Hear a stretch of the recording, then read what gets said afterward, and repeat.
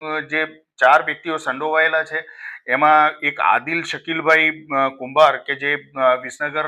નો રહેવાસી છે, બીજો જયમીન ઉર્ફે જય મનીષનાથ ગોસ્વામી એ પણ વિસનગરનો રહેવાસી છે, અવી રાકેશ કુમાર ભાખરિયા એ પણ વિસનગરનો રહેવાસી છે, અને રાધેકુમાર અરવિંદભાઈ પટેલ જે બીજાપુરનો રહેવાસી છે. હવે આમાં જે હકીકત છે એમાં આદિલ શકીલભાઈ કુંભાર નામનું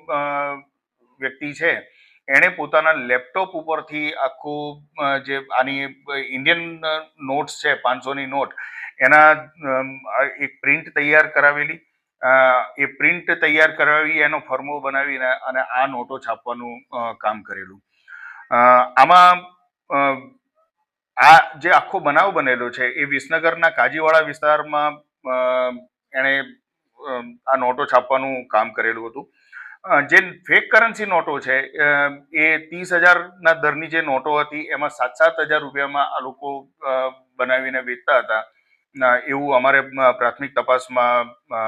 જાણવામાં આવેલું છે. જે આ વ્યક્તિઓનો જે સંડોવણી છે એમાં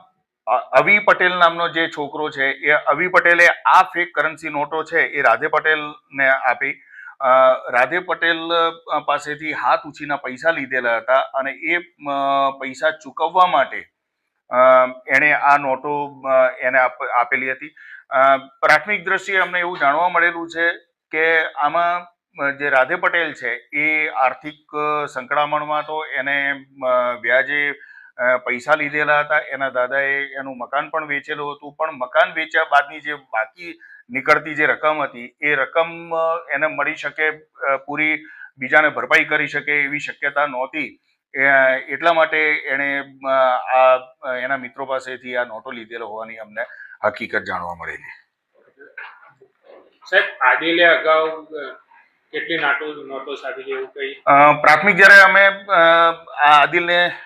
હાલ અમે એની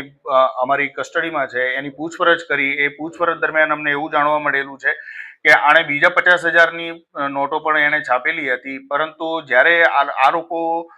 ને જાણ થઈ કે HDFC બેંકમાં જે નોટો જમા કરાવવામાં આવેલી છે એ નોટો માંથી કેટલીક નોટો ડુપ્લિકેટ બનાવટી નોટો મળી આવેલી છે, એ બનાવટી નોટો અનુસંધાને પોલીસમાં ગુનો દાખલ કરવામાં આવેલો છે. એટલે આ લોકો તમામ છે એ રાજસ્થાન ભાગી ગયેલા અને રાજસ્થાન જઈ બાકીની એમની પાસેની જે ઇન્ડિયન ફેક કરન્સી નોટ્સ હતી એ ઇન્ડિયન ફેક કરન્સી નોટ્સ ત્યાં આગળ જઈને એમણે સળગાવી નાખેલાની હકીકત